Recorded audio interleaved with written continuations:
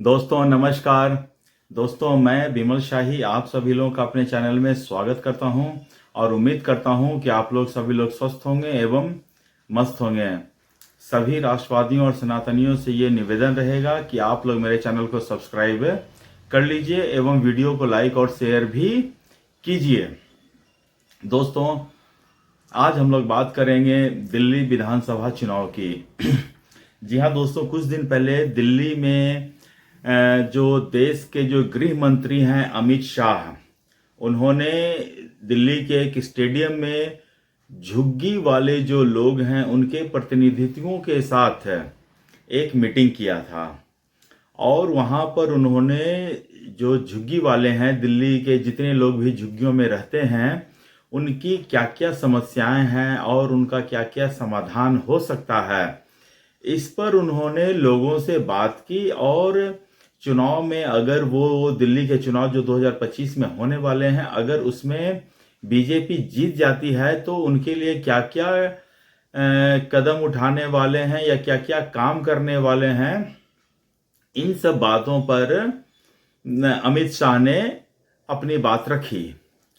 और जैसा कि सब लोग जानते हैं दोस्तों, दिल्ली में झुग्गी वासियों के लिए बीजेपी का एक नारा है, जहां झुग्गी वहीं मकान है।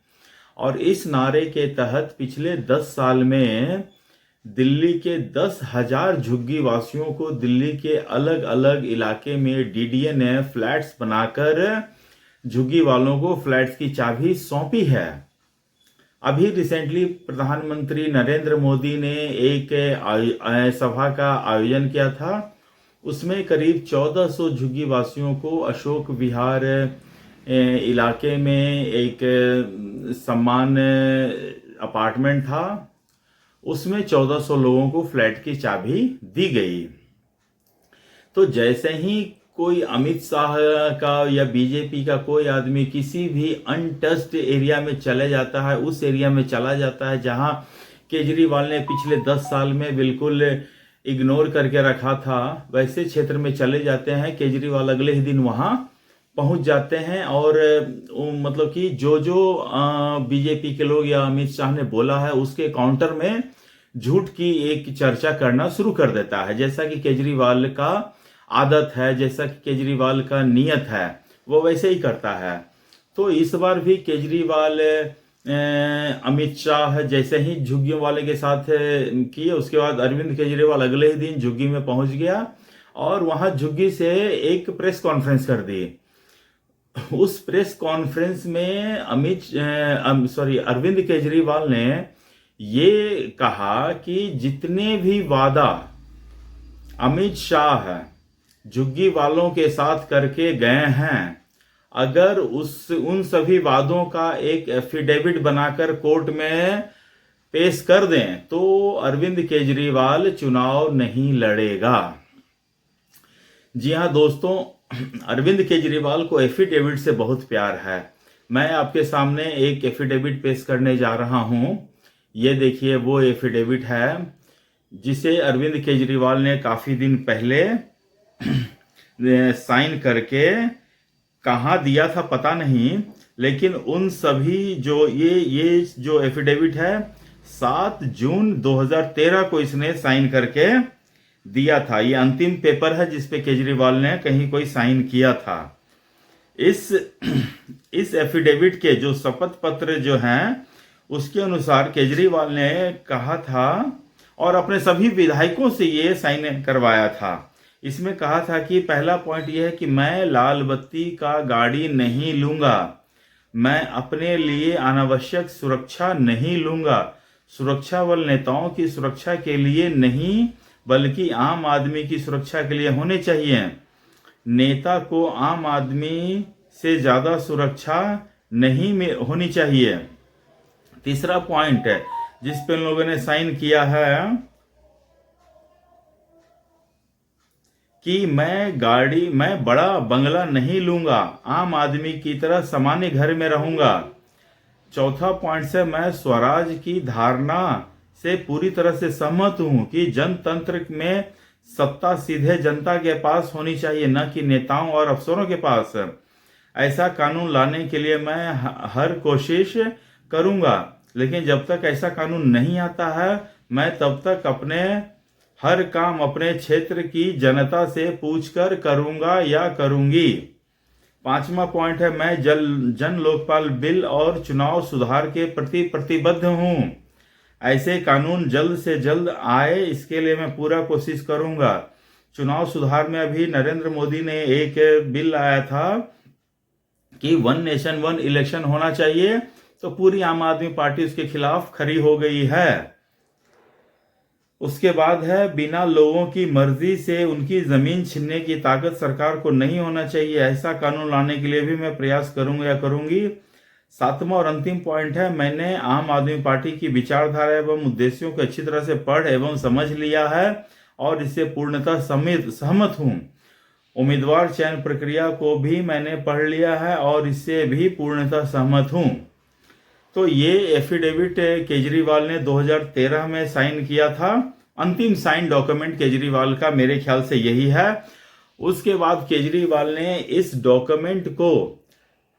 डॉक्यूमेंट की बत्ती बनाकर सभी आपियों के विशेष स्थान में डाल दिया, जिससे जितने भी केजरीवाल के आपिये हैं या उनके कार्यकर्ता हैं या उसके समर्थक हैं, उससे उनकी सुनने, सोचने और समझने की शक्ति खत्म हो गई है।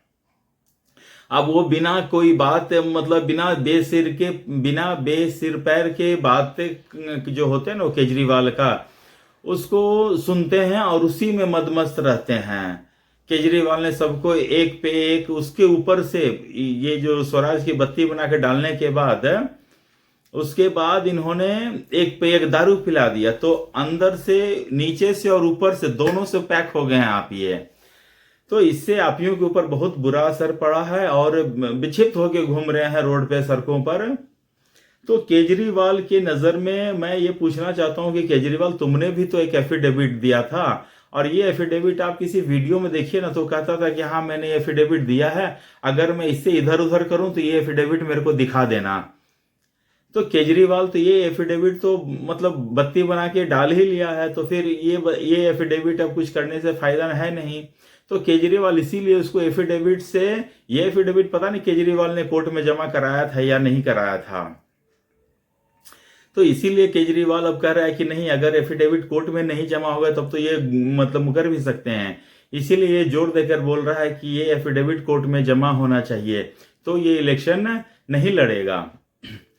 दरअसल केजरीवाल को समझना चाहिए कि बीजेपी केजरीवाल की तरह झूठे वादे नहीं करती है, यमुना साफ कर देंगे। केजरीवाल को एक चीज पता होना चाहिए, प्रत्यक्षम किम प्रमाणम, प्रत्यक्ष को प्रमाण की क्या जरूरत है। आपने, बीजेपी ने जहां बिल्डिंग बनाया है वहां पर जाकर देख ले, उसको बिल्डिंग दिखेगा। और केजरीवाल कहता है कि बीजेपी वाले आपके झुग्गी तोड़ने आए थे, मैंने झुग्गी टूटने नहीं दी। फिर कहता है कि बीजेपी ने लोगों की झुग्गियां तोड़ दी।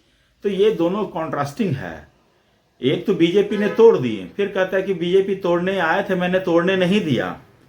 तो फिर जब तोड़ने नहीं दिया तो फिर बीजेपी ने तोड़ा कैसे? और अगर बीजेपी ने तोड़ा तो फिर तुमने तोड़ने नहीं कैसे दिया?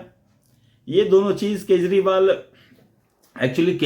को अपनी हार स्पष्ट दिख रही है। इसलिए केजरीवाल को क्या करना है, क्या कहना है, क्या बोलना है, इसके ऊपर कोई कंट्रोल ही नहीं रखता है।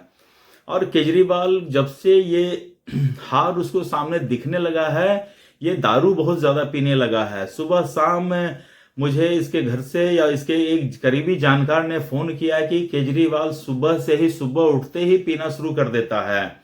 बिल्कुल ये भगवंत मान को पार्ट 2 बन गया है। भगवंत मान की तरह ये भी शराब बहुत ज्यादा पीने लगा है, लेकिन ये इतना बड़ा टैंकर है कि ये लोगों को पता नहीं चलने देता है कि हमने शराब पी रखी है। तो केजरीवाल शराब के नशे में आकर सुबह से ही घोषणाएं करना शुरू कर देता है। तो केजरीवाल ऐसे ही करता है। केजरीवाल अभी कह रहा है कि मैं झुग्गी नहीं टूटने दूंगा। केजरीवाल को एक्चुअली झुग्गी वालों को झुग्गी में ही रहने देना पसंद करता है, इसीलिए वो झुग्गी टूटने की नहीं देने की बात करता है। झुग्गी टूटेगा तो हो सकता है कि जिनकी झुग्गी टूटी हो उनको नए जगह फ्लैट मिल जाए, उनकी जीवन स्तर सुधर जाए, उनका जीवन स्तर अच्छा हो जाए। लेकिन केजरीवाल जैसे क्या है ना कि कांग्रेस आज तक लोगों को अशिक्षित गरीब रखी है ना, ताकि उसको लगता है कि शिक्षित रहेंगे तो लोग मुझे देंगे। उसी तरह केजरीवाल भी ऐसे ही लोगों को 200 यूनिट फ्री बिजली और 20,000 लीटर पानी देकर लोगों के ऊपर एक अपना जमाना चाहते हैं कि तुम मेरे गुलाम बने रहो जिंदगी भर, इसके आगे तुम कुछ सोचना नहीं। तो केजरीवाल को तो ये समझना चाहिए, और जो झुग्गी वाले लोग हैं उनको समझना चाहिए कि बीजेपी ने झुग्गी तोड़ा और उनके अगल बगल वाले को बहुत ज्यादा शानदार फ्लैट मिल गया है, वो देखें सही। और केजरीवाल उन लोगों को इसी स्थिति में रखना चाहता है। तो केजरीवाल और बीजेपी में यही एक अंतर है।